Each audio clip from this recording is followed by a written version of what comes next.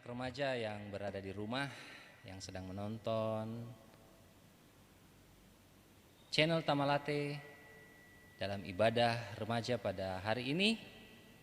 Kita mempersiapkan diri kita untuk mengikuti ibadah. Untuk itu saya mengajak dan mengundang kita berdiri.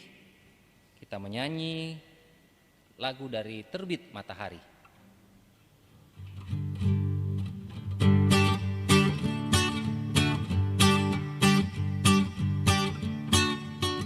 Dari terbit matahari sampai pada masuknya, biarlah nama Tuhan dipuji. Dari terbit matahari sampai pada masuknya, biarlah nama Tuhan dipuji.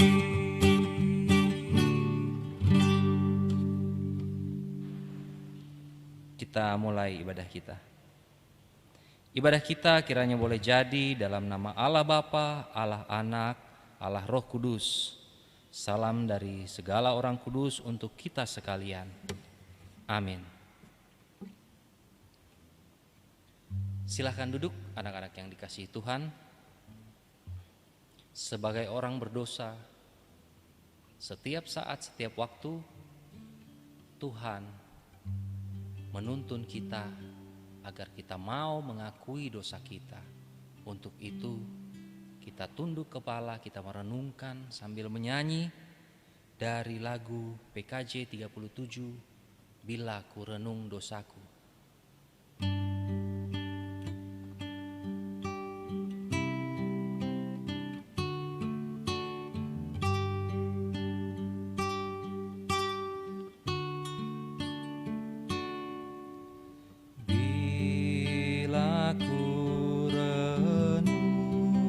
Dosaku padamu Tuhan,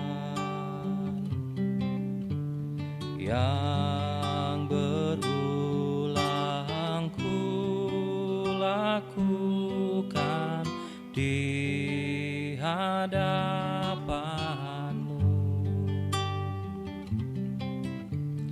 Kasih sayangmu, perlindunganku, di bawah naungan sayapmu, damai hatiku. Kasih sayangmu, pengharapanku,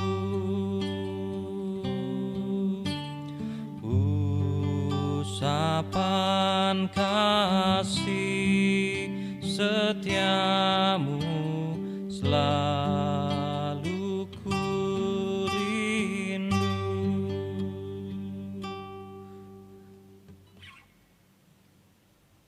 Anak-anak yang dikasihi Tuhan,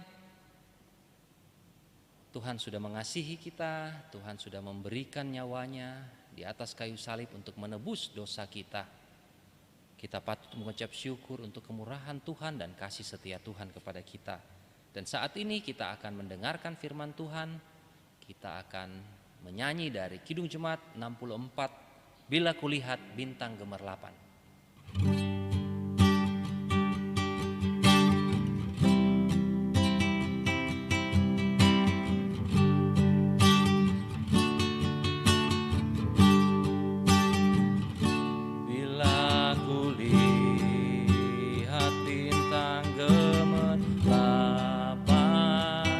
Dan bunyi guru riuhku dengar, ya Tuhanku, tak putus aku heran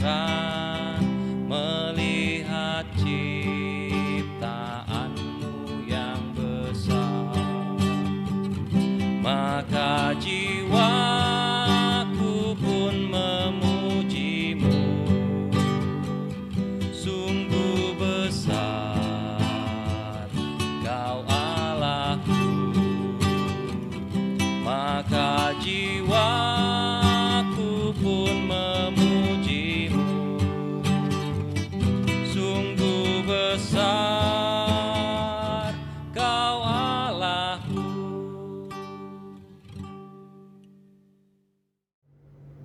Anak-anak kekasih Tuhan, mari kita berdoa sebelum kita membaca dan merenungkan firman Tuhan. Kami bersyukur di hari Minggu ini karena Tuhan telah menolong kami. Kami boleh beribadah meskipun kami tidak bertatap muka, tetapi Tuhan memakai teknologi ini untuk kami boleh bersekutu di dalam Tuhan. Kami akan membaca dan merenungkan firman-Mu. Kiranya Tuhan menolong kami sehingga kami dapat mengerti firman ini dan melakukannya dalam kehidupan kami. Dalam nama Tuhan Yesus kami berdoa. Amin.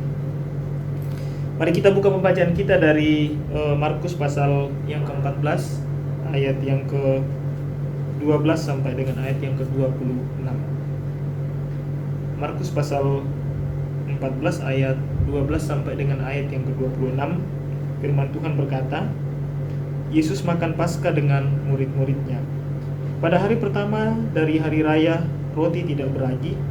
Pada waktu orang menyembelih domba Paskah, murid-murid Yesus berkata kepadanya, tempat mana engkau kehendaki kami pergi untuk mempersiapkan perjamuan Paskah bagimu? Lalu ia menyuruh 2 orang muridnya dengan pesan, pergilah ke kota, di sana kamu akan bertemu dengan seorang yang membawa kendi berisi air. Ikutilah dia, dan katakanlah kepada pemilik rumah yang dimasukinya, pesan guru, di manakah ruangan yang disediakan bagiku untuk makan Paskah bersama-sama dengan murid-muridku? Lalu orang itu akan menunjukkan kamu sebuah ruangan atas yang besar, yang sudah lengkap dan tersedia. Disitulah kamu harus mempersiapkan perjamuan Paskah untuk kita. Maka berangkatlah kedua murid itu, dan setibanya di kota, didapati mereka semua seperti yang dikatakan Yesus kepada mereka. Lalu mereka mempersiapkan Paskah. Setelah hari malam, datanglah Yesus bersama-sama dengan ke-12 murid itu. Ketika mereka duduk di situ dan sedang makan, Yesus berkata, Aku berkata kepadamu, sesungguhnya seorang di antara kamu akan menyerahkan aku, yaitu dia yang makan dengan aku. Maka sedihlah hati mereka, dan seorang demi seorang berkata kepadanya, Bukan aku ya Tuhan. Ia menjawab, orang itu ialah salah seorang dari kamu yang 12 ini. Dia yang mencelupkan roti ke dalam satu pinggan dengan aku. Anak manusia memang akan pergi sesuai dengan yang ada tertulis tentang dia. Akan tetapi celakalah orang yang olehnya anak manusia itu diserahkan. Adalah lebih baik bagi orang itu sekiranya ia tidak dilahirkan. Dan ketika Yesus dan murid-muridnya sedang makan, Yesus mengambil roti, mengucap berkat, memecah-mecahkan, lalu memberikannya kepada mereka dan berkata, Ambillah, inilah tubuhku. Sesudah itu ia mengambil cawan, mengucap syukur, lalu memberikannya kepada mereka, dan mereka semuanya minum dari cawan itu. Dan ia berkata kepada mereka, inilah darahku, darah perjanjian yang ditumpahkan bagi banyak orang. Aku berkata kepadamu, sesungguhnya aku tidak akan minum lagi hasil pokok anggur sampai pada hari aku meminumnya, yaitu yang baru dalam kerajaan Allah. Sesudah mereka menyanyikan nyanyian pujian, pergilah mereka ke Bukit Zaitun. Sampai sedemikian pembacaan firman Tuhan. Yang dikatakan berbahagia saya dan adik-adik sekalian yang mendengar firman Tuhan ini dan melakukannya dalam kehidupan kita. Tema kita pada hari ini adalah hidup bersekutu menghadapi tantangan. Hidup bersekutu menghadapi tantangan. Anak-anak remaja yang dikasihi Tuhan, dalam menjalani kehidupan kita ini, kalau kita lagi ada persoalan atau ada tantangan, biasanya respon kita macam-macam, ya. Tapi yang jelas ketika orang menghadapi persoalan atau tantangan atau lagi ada masalah, maka satu kata kuncinya pasti galau, ya. Pasti galau. Ya, ketika galau itu melanda, maka banyak hal yang kita lakukan. Mungkin kalau sudah punya media sosial, maka update status, baik itu di Facebook, di Instagram, atau kalau di grup WA ada status WA-nya juga, ya, lagi sedih, lagi galau, lagi ada masalah. Itu cara orang kemudian bagaimana sedikit melepaskan beban yang sementara dihadapi karena pergumulan yang sementara dialami itu. Dan ya bahkan ya dalam banyak kasus kita menemukan juga bahwa sampai ada yang melakukan tindakan-tindakan yang salah ya, tindakan-tindakan yang fatal seperti misalnya bunuh diri dan sebagainya. Itu adalah puncak ya, atau tindakan-tindakan yang dilakukan karena mereka tidak bisa lagi mengendalikan, mereka tidak bisa lagi memikirkan jalan terbaik dari persoalan-persoalan hidup yang dialami. Nah, tentu itu hal yang salah. Kadang juga ya tindakan-tindakan yang kurang tepat adalah kita curhat dengan sembarangan orang, sehingga sebetulnya mungkin masalah itu bisa diselesaikan dengan baik, tetapi kita curhatnya kepada orang yang tidak tepat, malah tambah runyam ya. Tidak selesai itu masalah, tetapi malah semakin menjadi-jadi. Nah, apa yang kita akan pelajari dari kisah yang telah kita baca tadi, adik-adik kasih Tuhan, Yesus juga sementara mengalami sebuah pergumulan. Pergumulan apakah itu? Jadi malam sebelum Yesus disiksa ya, dan juga dianiaya. Jadi satu hari ya sebelum Yesus mengalami penderitaan. Kalau kita runut berarti kemungkinan di hari Kamis, karena kan Yesus di Jumat Agung itu menderita ya, kemudian mati di atas kayu salib, berarti kemungkinan di hari Kamis.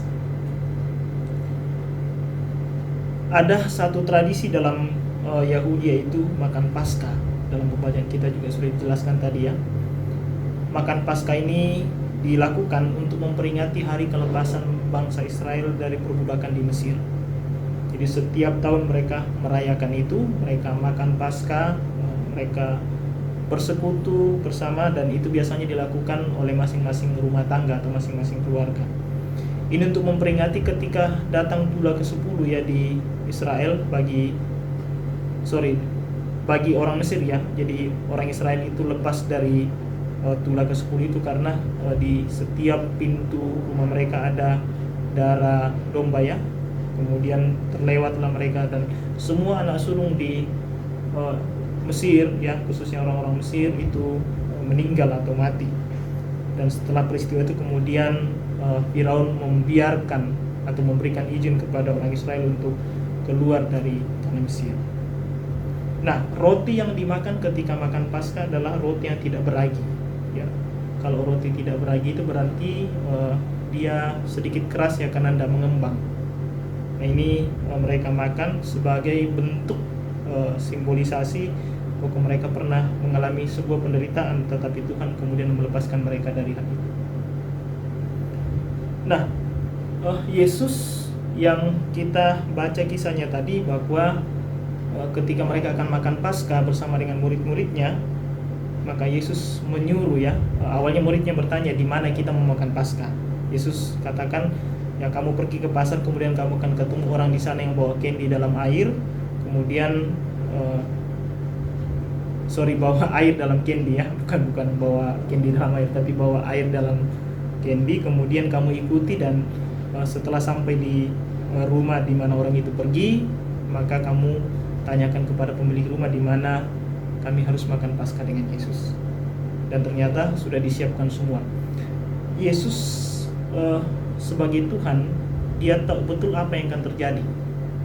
Jadi dia suruh muridnya, ternyata sudah disiapkan semua. Suruh pergi ke pasar, akan ketemu dengan orang, kemudian ada nanti orang yang akan mempersiapkan rumahnya ya, di bagian atas, dan di situ 2 kali, dan di situ mereka nanti akan makan Paskah. Nah, hal apa yang Yesus lakukan bersama dengan muridnya di dalam acara makan Paskah ini adalah, selain mereka makan untuk memperingati Paskah orang Yahudi atas kelepasan dari perbudakan di Mesir, di sana Yesus kemudian melakukan beberapa hal juga yang penting. Yang pertama, bahwa Yesus itu sebagai manusia sementara berada dalam pergumulan karena dia tahu bahwa besok dia akan disiksa, dan tidak hanya disiksa tetapi besok dia akan mati. Ini membayangkan anak-anak kekasih ya, bagaimana membayangkan atau bagaimana ketika kita berada di pihak Yesus, besok kita tahu mau mati, besok kita tahu akan disiksa, besok kita tahu akan menderita.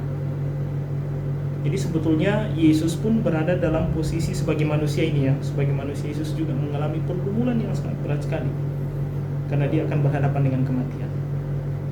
Nah, apa yang Yesus lakukan ketika dia berada dalam pergumulan bersama dengan murid-muridnya adalah dia bersekutu dengan murid-muridnya. Dalam persekutuan itu mereka bisa duduk bersama, makan bersama, kemudian mereka juga saling menguatkan. Selain bersekutu bersama dengan murid-muridnya, maka Yesus juga tetap menyatakan kuasanya. Ya, Yesus menyampaikan kepada murid-murid tentang hal-hal yang akan terjadi. Ya, seperti kuasa itu tadi ya, suruh muridnya pergi ke pasar dan akan ketemu dengan orang, dan benar apa yang Yesus lakukan itu betul yang dialami oleh murid-muridnya. Mereka bertemu dengan seseorang, kemudian berangkat ke satu rumah, dan di situ disiapkan satu tempat.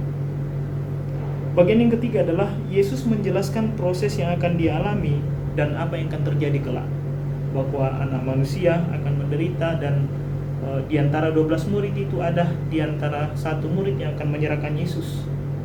Ya, dalam hal ini adalah Yudas Iskariot, tetapi dalam pembacaan kita belum dijelaskan ya siapa, tetapi merujuk kepada Yudas Iskariot.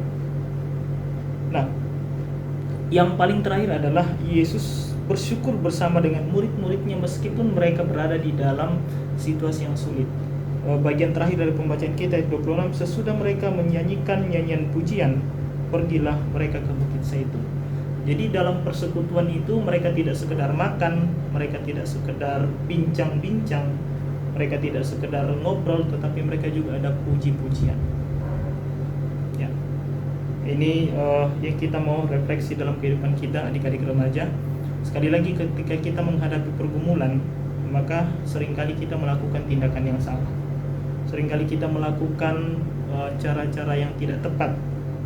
Ya, ketika ada pergumulan khususnya remaja, kita ngumpul tetapi mungkin tidak saling menguatkan.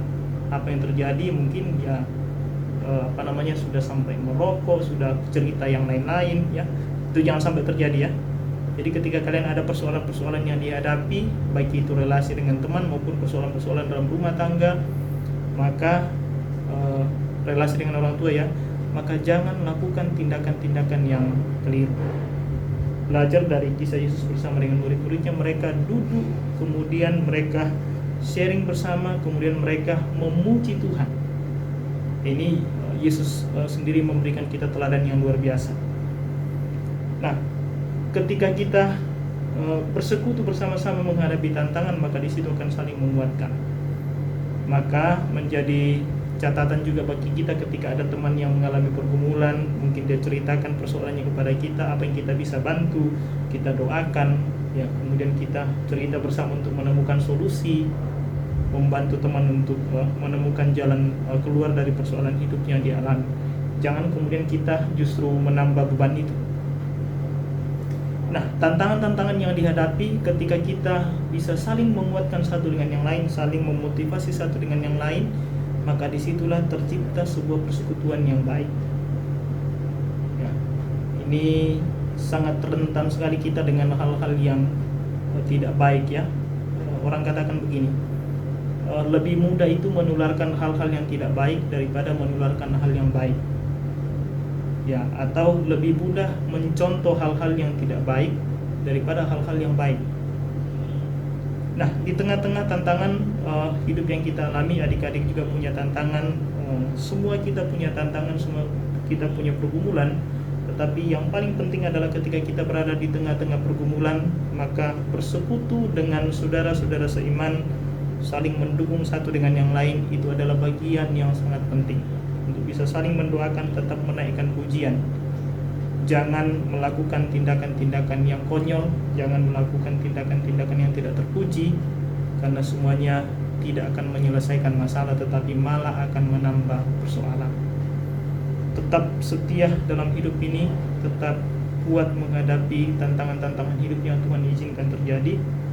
Yakin bahwa Tuhan akan menolong kita, dan yakin bahwa saudara-saudara kita, teman-teman kita yang seiman juga terus akan menopang kita di dalam doa. Tuhan memberkati. Amin. Baik, anak-anak yang dikasihi Tuhan, tibalah kesempatan buat kita untuk memberikan ungkapan syukur kita kepada Tuhan dengan memberikan persembahan, dan kita akan iringi dan menyanyi dari lagu Kidung Jemaat 362, Aku milikmu, Yesus Tuhanku.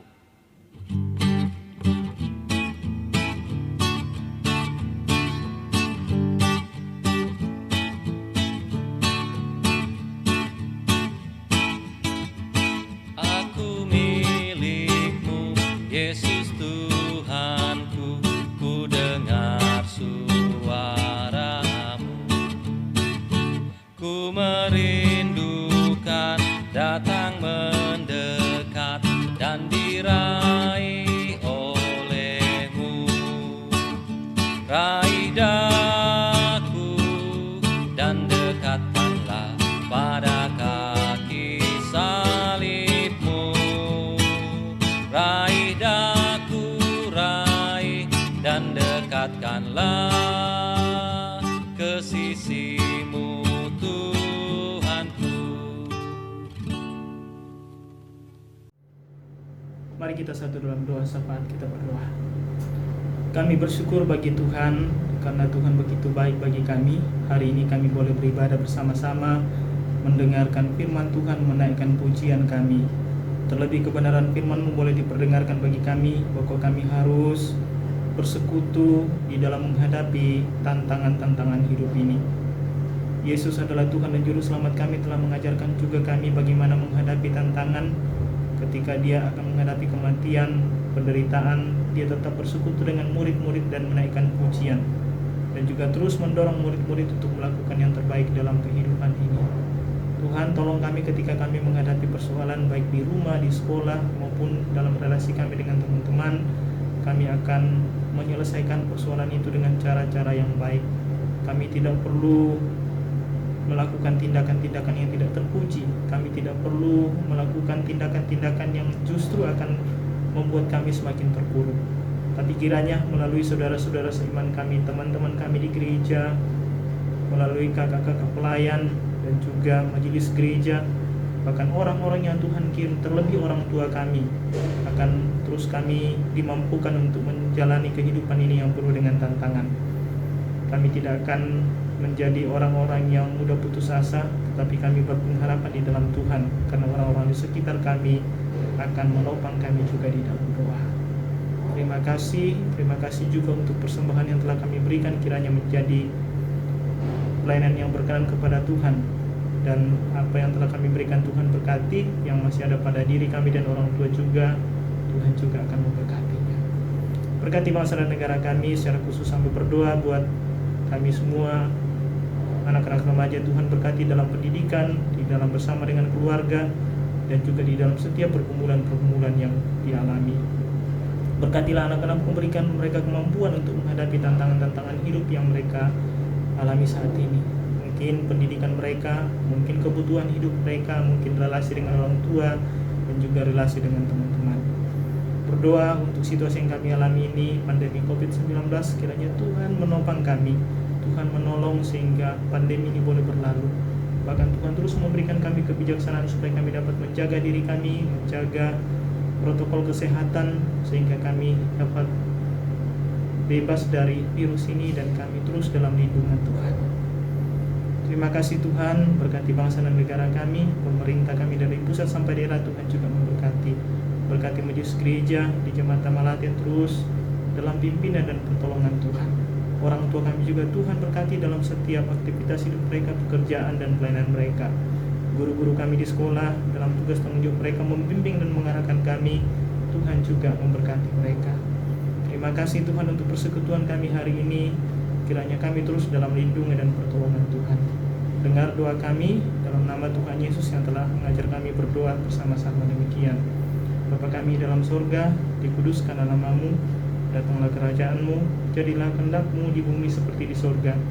Berikanlah kami pada hari ini makanan kami secukupnya, dan ampunilah kami kesalahan kami, seperti kami juga telah mengampuni orang bersalah kepada kami. Dan janganlah bawa kami ke pencobaan, tetapi lepaskanlah kami dari yang jahat, karena Kau yang punya kerajaan dan kuasa dan kemuliaan sampai selama-lamanya. Amin. Anak-anak yang dikasihi Tuhan, ibadah kita akan berakhir. Untuk itu, sebelum kita menerima berkat Tuhan, kita menyanyi dari Kidung Jemaat 410, Tenanglah Kini Hatiku.